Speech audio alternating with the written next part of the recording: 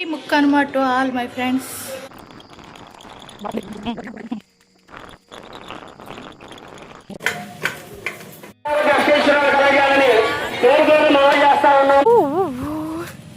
చూడండి పండగ సేపు లేదు, పండగ అయిపోయింది 4 రోజులు. పండగకి పనులన్నీ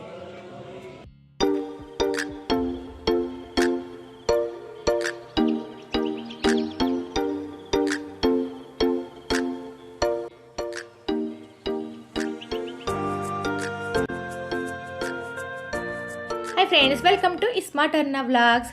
ఈ వ్లాగ్ వచ్చేసి ముక్కనుమ రోజున వ్లాగ్ అండి. చాలామందికి కనుమ రోజు వరకునే పండగ అనేసి అంటారు, ముక్కనుమ అనేది తెలియదండి.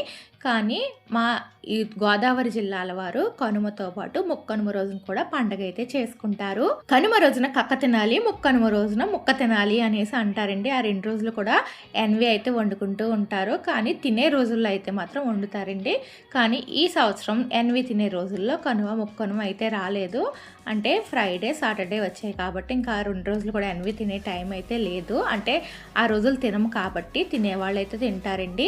ఇంక ఇప్పుడు ఇది వచ్చేసి ముక్కనుమ రోజున మేము ఏ విధంగా సెలబ్రేట్ చేసుకుంటాము అనేది చూపిస్తున్నాను.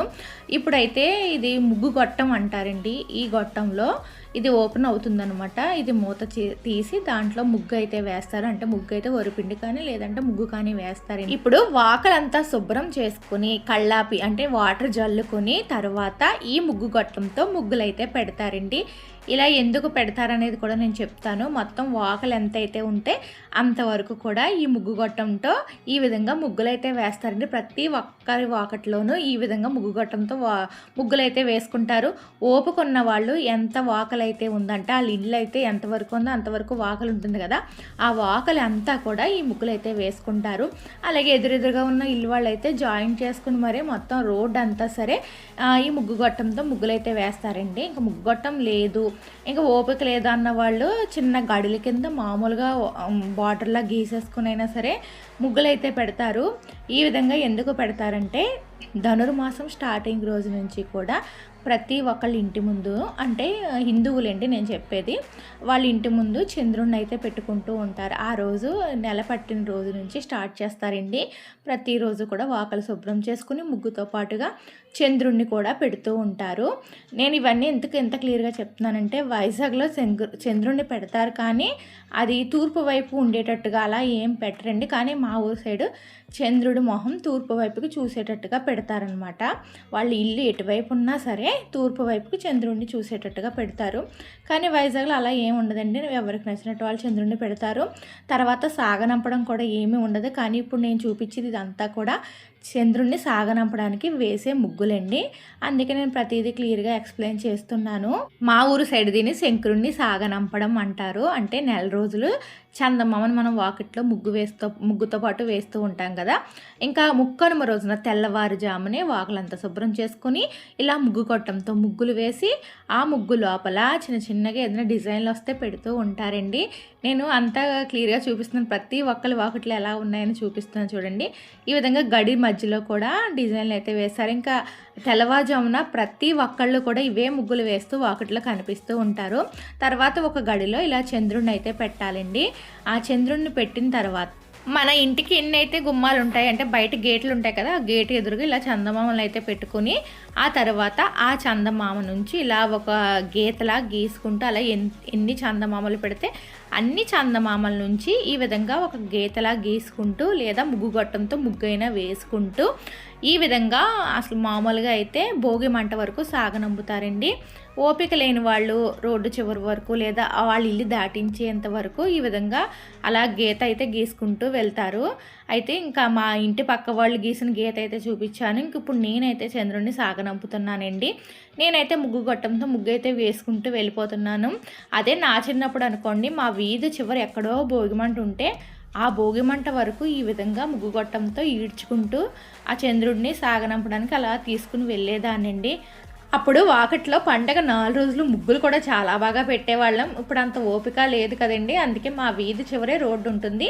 ఆ రోడ్డు వరకు ఈ విధంగా నేనైతే ముగ్గు గొట్టంతో ముగ్గు అయితే ఈడ్చుకుంటూ వెళ్ళి ఇంకా అక్కడ తర్వాత ఆ గొట్టంలో ఉన్న మిగిలిన ముగ్గు అంతా కూడా అక్కడే వేసేయాలి. మనం ఎక్కడి వరకు తీసుకుని వెళ్ళామో ఈ చంద్రుడిని అక్కడే ఆ ముగ్గు అంతా కూడా మొత్తం వంపేసి వచ్చేయాలండి. ఈ విధంగా నేను వేసిన గీతలే కాకుండా ఇంకా ఇద్దరు ముగ్గురు అయితే సాగనింపారు, అవన్నీ చూపిస్తున్నాను. ఈరోజు ప్రతి ఒక్కరి వాకిట్లోనూ కూడా ఇవే ముగ్గులు ఉంటాయి. అలాగే ప్రతి ఒక్కళ్ళు కూడా చంద్రుని సాగనంపుతారండి. అలాగే పండగ అమ్మగారింటికి వెళ్ళే వాళ్ళు ఉంటారు కదా, అలాంటి వాళ్ళు పక్కింటోళ్ళకో ఎదురింటోళ్ళకో తెలిసిన వాళ్ళకో అప్పచెప్పి వాళ్ళని అయితే సాగనంపమని చెప్తారు. ఈ విధంగా చంద్రుని సాగనంపిన తర్వాత ఇంకా తెల్లవారిన తర్వాత ఏంటంటే ఈరోజు మాశ్రమ అమ్మవారి ఘటాలు ఊరేగుతాయి. నేను సంక్రాంతి వ్లాగ్లో చూపించాను కదా, మాశ్రమ అమ్మవారి విగ్రహాలు తల మీద పెట్టుకుని ఊరేగుతారు అని చెప్పి.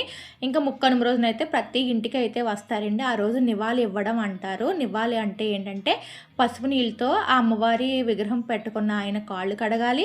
అలాగే బియ్యం, పసుపు, కుంకుమ, చిల్లర డబ్బులు, మనకి ఏదైనా తోస్తే ఆ డబ్బులు, అలాగే అమ్మవారికి ఏదో ఒక పండు కానీ పలం కానీ ప్రసాదంగా అయితే పెట్టాలండి. దీన్నే నివాళి ఇవ్వడం అంటారు. ఇంక ఈ అమ్మవారి విగ్రహం పట్టుకున్న ఆయన మెడలో పెద్ద లావు కొరడా ఉంటుంది. చిన్నప్పుడు అరుచుకుంటూ ఆ కొరడాతో కొట్టుకుంటూ వచ్చేవారండి. ఆ అరుపులకి భయపడిపోయి లోపల దాక్కుండిపోయేవాళ్ళం. ఇప్పుడు ఇంకా పెద్దవాళ్ళు అయిపోయాం కాబట్టి అలాంటివి చూసినా భయం అయితే ఏమీ అనిపించడం లేదు. ఇంకా అమ్మవారికి నివాళి చేసిన తర్వాత ఇంకా 3 రోజులు పండగ 3 రోజులు బట్టలు ఇప్పుతాం కదా, కొత్త బట్టలు కట్టుకోవడం ఇప్పడం ఇంక ఇదే పని కింద ఉంటుంది. అలాగే పండగ రోజుల్లో బట్టలు కూడా ఉతకకూడదు అంటారు కాబట్టి ఇంకా పండగ 3 రోజులు కూడా ఎక్కడ స్టాక్ అక్కడే పెట్టేశాము.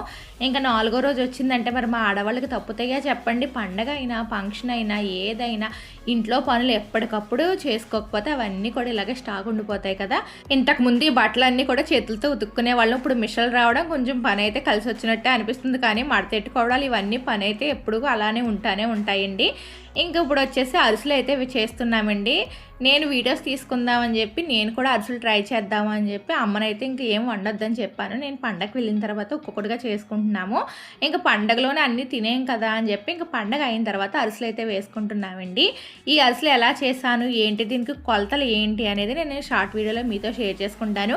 నేను కూడా ఫస్ట్ టైం అరిసెలు అయితే వేసానండి. మా సైడ్ అరిసెలు అయితే కరకరలాడుతూ చాలా చాలా బాగుంటాయి. అవన్నీ కూడా నేను షార్ట్ వీడియోలో మీతో షేర్ చేసుకుంటాను. ఇంకా అరిసెలు వేసిన తర్వాత ఇంకా మిగిలిన కొంచెం పిండి ఉంటే వాటితో పోకుండలు కూడా వేసామండి. ఈ పోకుండలు అరిసెలు ఎలా చేసామనేది అన్ని డీటెయిల్గా వీడియోలో మీతో షేర్ చేసుకుంటాను. ఇప్పుడు మామూలుగా 4వ రోజు మేము ఏం చేసుకున్నాం అనేది మాత్రం చూపిస్తున్నానండి.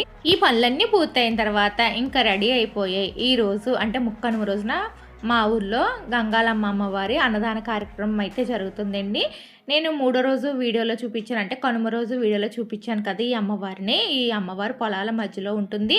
ఈ రోజు రోడ్డు అయితే చాలా ఖాళీగా ఉంది, కానీ ఈ 4వ రోజు అంటే ముక్కనుమ రోజున పండగ రోజునైతే ఖాళీ ఉండదని చెప్పి ఇంక ఇప్పుడు ఆ రోడ్డే చూపిస్తున్నాను. ఈ రోడ్లో చూడండి చిన్నగా అవి పక్షుల కోసం అలా కట్టారంట, చాలా బాగుంది కదండి. అలాగే రోడ్డు అంతా ఎంత బిజీగా ఉందో చూపిస్తున్నాను చూడండి.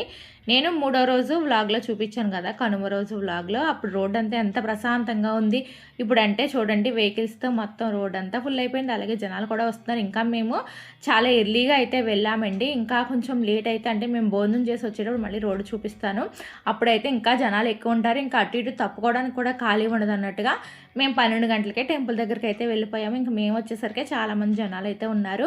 ఆ రోజు నేను 3వ రోజు వ్లాగ్లో చూపించినప్పుడు ఆ టెంపుల్ అంతా ఎంత ఖాళీగా ఉంది. ఇప్పుడైతే చూడండి జనాలతో కిక్కిరిసిపోయి ఉంది కదా. అలాగే ఇక్కడైతే అన్నదానానికి వంటలు అయితే చేస్తున్నారండి. ఇంకా అలా మార్నింగ్ అంటే తెల్లవారుజామున మొదలు పెడతారు ఈ వంటలు అయితే. ఇంకా అలాగా మధ్యాహ్నం 2 అయ్యే వరకు అలా వండుతూనే ఉంటారండి. సుమారుగా ఒక 10,000 మంది వరకు ఇక్కడ అన్నదాన కార్యక్రమం జరుగుతుందనమాట. ప్రతి ఒక్కరికి అన్ని రకాల వంటకాలతో చాలా బాగా భోజనాలు అయితే పెడతారండి. ఇంకా టెంపుల్ లోపలికి వెళ్ళడానికి కూడా ఖాళీ లేదు చూడండి. అందుకే మేము కనుమ రోజున వచ్చేసి అమ్మవారిని దర్శనం అయితే చేసేసుకున్నాము. అలాగే ఈ అన్నదాన కార్యక్రమం ఏంటంటే కొబ్బరి తోటలో జరుగుతుందండి.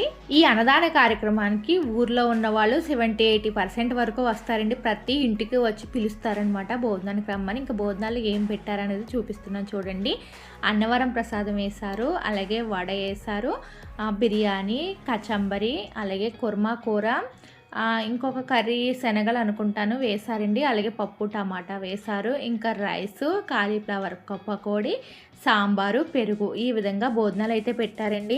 అలాగే ఇక్కడ కౌంటర్లు కూడా ఎక్కువగానే ఏర్పాటు చేస్తారు. మరి 10,000 మందికి పైగా ఇక్కడ వచ్చి భోజనాలు చేస్తారంటే మరి అన్ని కౌంటర్లు లేకపోతే ఊరంతా ఇక్కడ భోజనానికి వస్తారు కాబట్టి మరి రద్దీ ఎక్కువగా ఉంటుంది కాబట్టి కౌంటర్లు కూడా ఎక్కువగానే ఏర్పాటు చేస్తారు. అలాగే ప్లేస్ కూడా చాలా బాగుంటుందండి. కొబ్బరి తోటలో కదా జరుగుతాయి ఇక్కడ భోజనాలు. ప్రతి సంవత్సరం కూడా ఇక్కడ మా పండగ అయిన తర్వాత 4వ రోజున భోజనాలు అయితే పెడతారండి. చాలా బాగా పెడతారండి. ఒక సంవత్సరం అయితే ముక్కనుమ ఎనవి తినే రోజుల్లో వచ్చింది. అప్పుడైతే చికెన్ కర్రీ వేసి మరి పెట్టారంటే అమ్మవారి భోజనాలే కాబట్టి ఇంకా చికెన్ కూడా వేసి అయితే పెట్టారండి. ఇంక ఈ సంవత్సరం మరి వెజ్ తినే రోజుల్లో వచ్చింది కాబట్టి ఇంకా ఎనివే అయితే వేయలేదు. అలాగే ఇక్కడ వచ్చేసి లేడీస్కి సపరేట్గా జెంట్స్కి సపరేట్గా ఏర్పాటు చేస్తారండి. అసలు ఎటువంటి ఇబ్బంది ఉండదు. అందుకే ప్రతి ఒక్కళ్ళు పెళ్లి భోజనానికి వచ్చినట్టుగా అమ్మవారి భోజనానికి కూడా వస్తారండి. అంత బాగా పెడతారండి ఇక్కడ భోజనాలు. ఇప్పుడు నేను భోజనం చేసి వెళ్ళేటప్పుడు మీకు చూపిస్తున్నాను చూడండి. అసలు రోడ్డు అయితే ఖాళీ లేదనమాట. ఇంకా అలా భోజనాలు చేసి వస్తూ ఇక్కడ అమ్మ వాళ్ళ పొలం అయితే ఉంటుందండి. ఇంకా సంవత్సరానికి ఒకసారి ఇక్కడ భోజనానికి వచ్చిన ప్రతిసారి కూడా నేను ఈ పొలం దగ్గరికి అయితే వెళ్తాను.